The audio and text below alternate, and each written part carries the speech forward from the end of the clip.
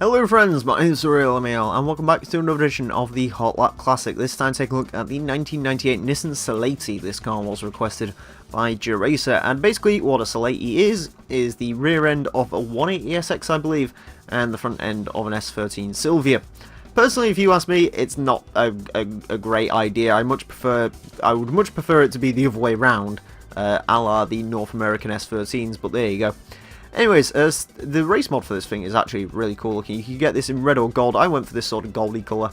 And yeah, it looks pretty awesome. Anyways, statistically not the best. Front engine rear wheel drive, 387 horsepower, 1043 kilograms.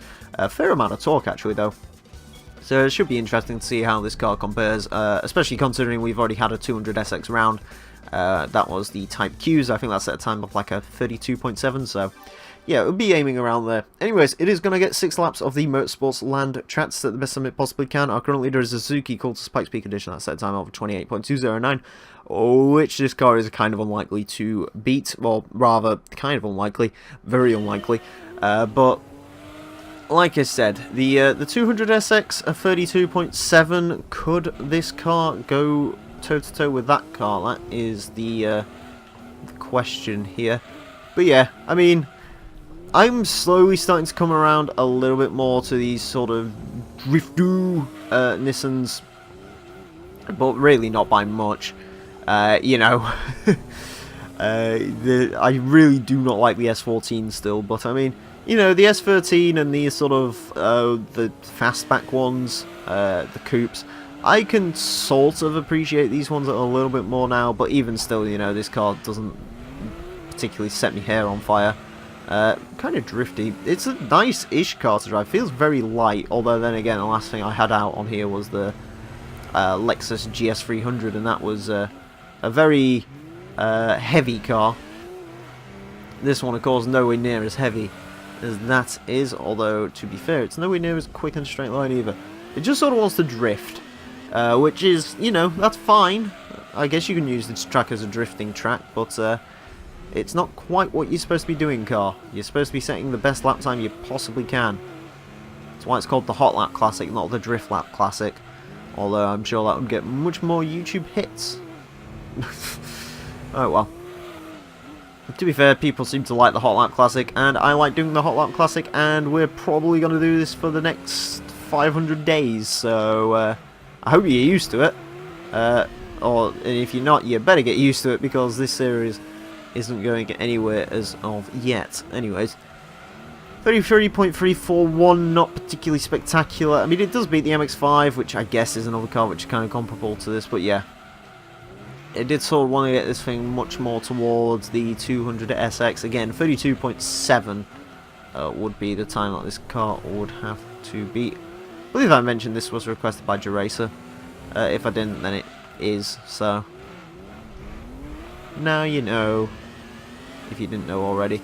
33.099, it just doesn't feel... It's one of these cars which is sort of inexplainable. I haven't actually had too many of them around here, but we used to get it a lot on Forza Top Gear laps. It's one of these cars which is very inexplicably slow. Like, it has... Ooh, we're gonna slide it. Okay. Apart from that, yeah, I mean, it doesn't feel slow at all. It actually feels like it's quite quick. It handles nicely enough, but I don't know if it's just because it wants to slide all the time, but yeah, it's just not particularly quick, which is a little bit of a shame. Come on. Beat the S14.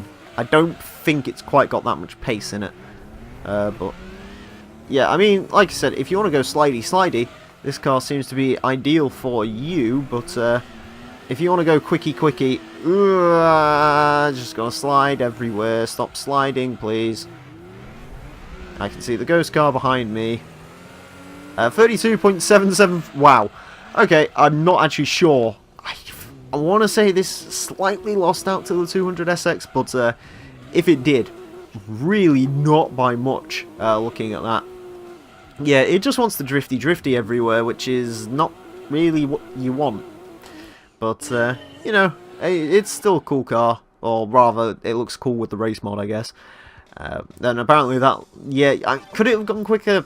Possibly. If you could train that sort of rear end to not slide, then yeah, but honestly, it's usually with drifts I can sort of prepare for them and take the cars out of them. With this, because it's so light, and because it wants to do it so liberally, it's actually quite hard to stop it from drifting, but there you go. Anyways, let's go to where it places on our leaderboard. On to the leaderboard then, and the Nissan Slieighty goes into 71st place with a 32.774, just beneath the Nissan 200SX Q's Aero, interestingly enough. It does beat out a Suzuki Wagon, Corvette, Toyota Yaris, but it is at the lower end of our board just because of its tendency to slide. Anyways, I hope you enjoyed this episode of the Hot Lap Classic. As always, if you want to request cars for this series, you can do so in the comment section and go into the description for a full request list form. Thank you all very much for watching, and until next time, farewell.